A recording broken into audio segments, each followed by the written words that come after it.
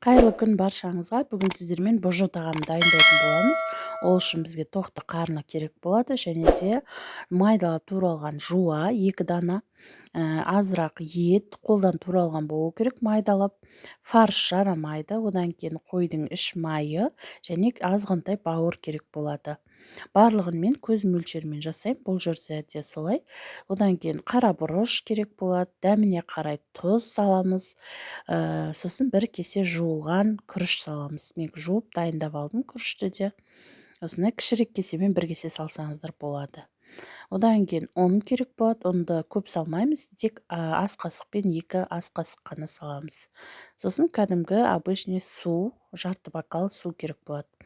Енді ең алдымен осы тураған затымыздың барлығын жақсылап араластырып алатын боламыз. Мен қолмен араластырдым, өйткені қолмен жақсы араласады, қасықпен дұрыс араласпайды. Қарнымыз жуылған таза қарын. Енді осыған күрішімізді салып аламыз. Сөйтіп қолымызбен жақсылап араластырып аламыз.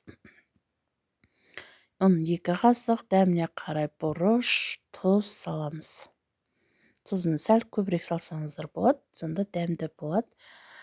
Осылай қолымызбен жақсылап араластырып аламыз. Барлығын біркелкі араласқанша араластыруымыз қажет. Менің каналыма тіркеліп, лайк басып кетуді ұмытпаңыздар. Міне дайындап алған фаршымызды қазір қарынның ішіне салатын боламыз. Қарынды жыртпай, тазалап, жуып алу қажет болады. Қарын жыртылып кетсе, салған затымыздың барлығы шығып кетеді. Міне осылай қарынға барлығын салып аласыздар.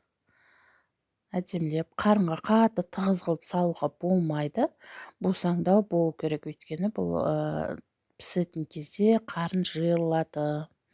Енді осының ішіне жақсылап салып алғаннан кейін жарты бокал суымызды құятын боламыз. Қарынның ішіне құямыз. Жарты бокал. Қараңыздар. Осылай құйып алып, аузын шымшып ұстап тұрып, жақсылап араластырып аламыз. Осылай барлық жеріне бару керек су. Осылай әрі-бері араластырамыз. Араластырып болғаннан кейін осылай жақсылап араластыруларыңыз керек. Қарынның барлық жеріне. Енді аузын кәдімгі тебенмен, жуан жіппен тігіп алуымыз керек. Жақсылап 2 қайтара тігеміз қарнын, өйткені бұл жерден де майы ішіндегі суы шығып кетпеу керек. Мен осылай тігіп алам қазір. Жуан жіппен тігіп алсаңыздар болады. Мен үйдегі жуан жіппен тігіп алдым. Қараңыздар, жақсылап тігіп аласыздар. Қазақ каналының дамуына үлес қосып, подписаться етіп, қоңыраушаны басып қоюды ұмытпаңыздар. Осылай тез-тезден тігіп алдым. Бұл жерді де тіккен кезде байқап тікпесеңіздер, қарын жыртылып кетеді. Қарынның жыртылмау керек ең бастысы. Және осы қарнымызды дайын болғаннан кейін 45 минут қайнаған суда пісіріп аламыз. Негізі ет ассаңыздар, етпен бірге салып пісірсеңіздер де болады. Дәмі өте жақсы болады. Міне осылай жақсылап тігіп, түйіп қоясыздар іштен.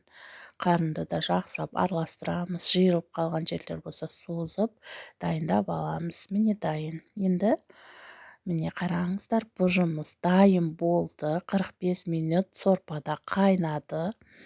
Өте жұмсақ әрі дәмді болып піседі. Қараңыздар, міне. Міндетті түрде жасап көріңіздер, жасасаңыздар, комментарияға жасадым деп бөлісіп кетіңіздер. Мен қатты қуанатын боламын. Дәмі өте ерекше, дәмді. Менімен бірге болғандарыңызға рахмет.